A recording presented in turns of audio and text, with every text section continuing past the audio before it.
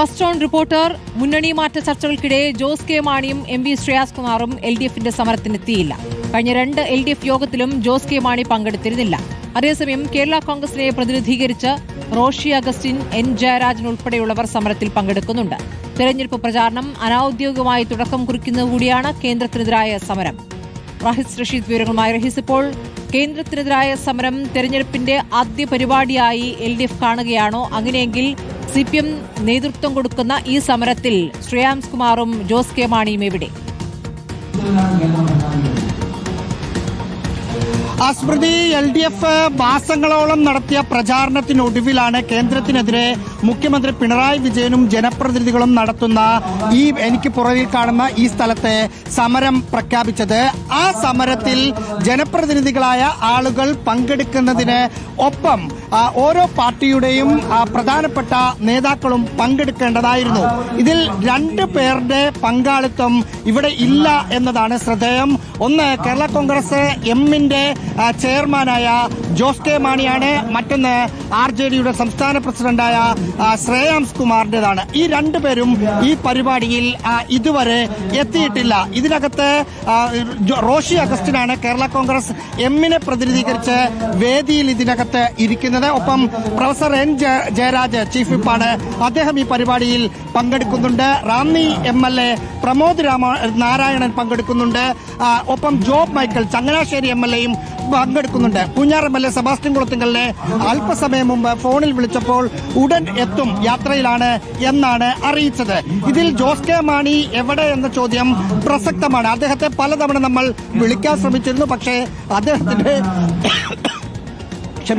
അദ്ദേഹത്തിന്റെ phone connect ആവുന്നില്ല.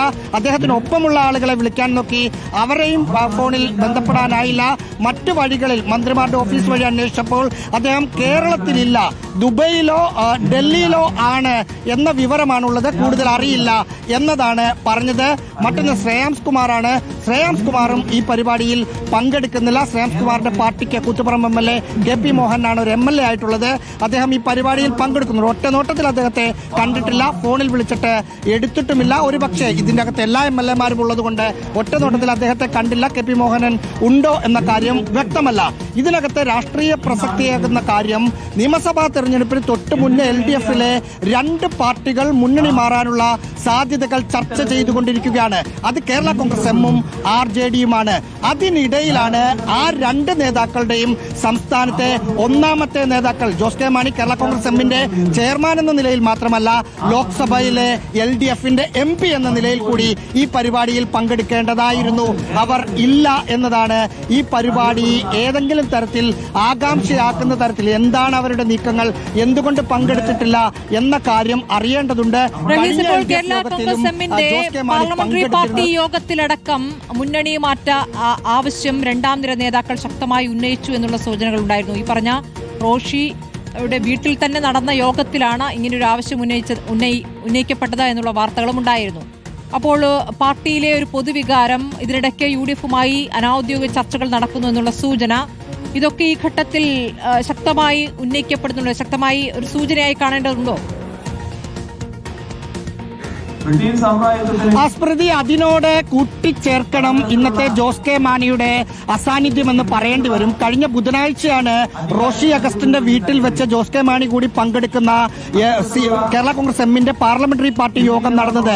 ആ യോഗത്തിൽ 2 MLAമാർ, 5 MLAമാരാണ് കേരള കോൺഗ്രസ് എമ്മിനുള്ളത്. 2 MLAമാർ UDFിലേക്ക് പോകുന്നതാണ് അടുത്ത തവണ വിജയിക്കാൻ നല്ലത് എന്ന അഭിപ്രായം ആ യോഗത്തിൽ പറഞ്ഞിരുന്നു. നമ്മൾ മനസ്സിലാക്കുന്നതനുസരിച്ച് കാഞ്ഞിരപ്പള്ളി MLA ജോബ് മൈക്കിളും പൂഞ്ഞാർ MLA സെബാസ്റ്റ്യൻ കുളത്തിങ്കലുമാണ് ആ അഭിപ്രായ പ്രകടനം പങ്കുവച്ചത് എന്നതാണ് ആ യോഗത്തിൽ പങ്കെടുത്ത ആളുകളോട് സംസാരിച്ചപ്പോൾ മനസ്സിലാക്കാൻ സാധിച്ചത്. പക്ഷേ ഇപ്പോൾ അങ്ങനെ ഒരു തീരുമാനത്തിലേക്ക് പോകേണ്ടതില്ല എന്ന മറുപടി അവിടെ ജോസ് കെ മാണിയും റോഷി അഗസ്റ്റിനും പറഞ്ഞു. അതായത് നമ്മൾ LDFിൽ തന്നെ ഉറച്ചു നിൽക്കുകയാണ്, മറ്റൊരു തരത്തിൽ ചിന്തിക്കേണ്ട എന്ന തരത്തിലായിരുന്നില്ല ജോസ് കെ മാണിയുടെ മറുപടി എന്നാണ് അന്ന് ആ യോഗത്തിൽ പങ്കെടുക്കുന്ന ആളുകൾ പറയുന്നത്. പകരം തൽക്കാലം ഈ ചർച്ച ഇങ്ങനെ നിൽക്കട്ടെ, നമുക്ക് കോൺഗ്രസിന്റെ ഭാഗത്തു നിന്നുള്ള നീക്കങ്ങൾ നോക്കാം എന്ന തരത്തിലുള്ള ആ അർത്ഥത്തിലുള്ള മറുപടിയാണ് ജോസ് കെ മാണിയുടെ ഭാഗത്ത് നിന്ന് വന്നതെന്നാണ് അന്ന് ചർച്ചയിൽ പങ്കെടുത്ത ആളുകൾ പറഞ്ഞത്. അതും ഇതും കൂടി കണക്ട് ചെയ്യുമ്പോൾ എന്ന് മാത്രമല്ല അവസാനത്തെ LDF യോഗത്തിന്റെ തൊട്ട് തലേ ദിവസമാണ് ഈ യോഗം ചേരുന്നത്. വേണമെങ്കിൽ ജോസ് കെ മാണിക്ക് ആ LDF യോഗത്തിൽ സാധാരണഗതിയിൽ എല്ലാ LDF യോഗത്തിലും സ്റ്റീഫൻ ജോർജും ജോസ് കെ മാണിയുമാണ് കേരള കോൺഗ്രസ് എമ്മിനെ പ്രതിനിധീകരിച്ച് പങ്കെടുക്കുന്നത്. കഴിഞ്ഞ യോഗത്തിൽ സ്റ്റീഫൻ ജോർജ് മാത്രമാണ് പങ്കെടുത്തത്. കഴിഞ്ഞതിന്റെ മുമ്പത്തെ യോഗത്തിൽ സ്റ്റീഫൻ ജോർജും പങ്കെടുത്തില്ല. അതിന് പക്ഷെ അവർ ന്യായമായ ഒരു കാരണമാണ് പറഞ്ഞത്. ഷോർട്ട് നോട്ടീസിൽ തലേ ദിവസമാണ് LDF യോഗം വിളിച്ചു പറഞ്ഞത്. നേരത്തെ പാലയിൽ ചില പരിപാടികൾ ഉള്ളത് കൊണ്ട് പങ്കെടുക്കാതിരുന്നതാണ് എന്ന ന്യായീകരണം, അല്ലെങ്കിൽ അതൊരു വിശ്വസിക്കാവുന്ന ഒരു മറുപടിയാണ് നൽകിയത്. പക്ഷെ കഴിഞ്ഞ യോഗത്തിൽ പങ്കെടുത്തില്ല. ഒപ്പം LDF പാർലമെന്ററി പാർട്ടി യോഗം ചേർന്നപ്പോൾ മുന്നണി മാറ്റ ആവശ്യം പാർട്ടി അണികളിൽ നിന്ന് ഇതിനകം ഉയരുന്ന, അല്ലെങ്കിൽ കേരള കോൺഗ്രസിന്റെ വോട്ട് ബാങ്കായ സഭയുടെ പല രൂപതകളും ആവശ്യപ്പെടുന്ന ഒരു കാര്യത്തിലേക്ക് 2 MLA-മാർ കൂടി, LDF MLA-മാരായ കേരള കോൺഗ്രസിന്റെ 2 MLA-മാർ കൂടി ആവശ്യം ഉന്നയിച്ച ഒരു സാഹചര്യം കൂടി ബാക്കി നിൽക്കുകയാണ്. പക്ഷേ കേരള കോൺഗ്രസിന്റെ എമ്മിന്റെ ഭാഗത്ത് അത്തരം ചില ആഗ്രഹങ്ങൾ ഉണ്ടെങ്കിൽ അവരുടെ മുന്നിൽ സമയമില്ല എന്നതാണ് ഒരു പ്രശ്നം. കാരണം LDF തീരുമാനിച്ച 3 മേഖലാ ജാഥകളിൽ ഒരു ജാഥ 6-ാം തീയതി തുടങ്ങുന്ന ജാഥ നയിക്കേണ്ടത് കേരള കോൺഗ്രസ് എമ്മിന്റെ ചെയർമാനായ ജോസ് കെ മാണിയാണ്. അതുകൊണ്ട് അത്തരം ചില നീക്കങ്ങൾ ഉണ്ടെങ്കിൽ അത് അതിവേഗം നടത്തേണ്ടതുണ്ട് എന്നൊരു രാഷ്ട്രീയ സാഹചര്യം കൂടിയുണ്ട്. യാത്ര നയിക്കാൻ ജോസ് കെ മാണി ഉണ്ടാകുമോ എന്നുള്ള ചോദ്യം കൂടി അവിടെയുണ്ട്. പക്ഷേ മന്ത്രി തന്നെ പങ്കെടുക്കുന്നു എന്നുള്ള മന്ത്രി തന്നെ പങ്കെടുക്കുന്നു എന്നുള്ള ഒരു വിഷയം കൂടി അവിടെ നിൽക്കുന്നുണ്ട്.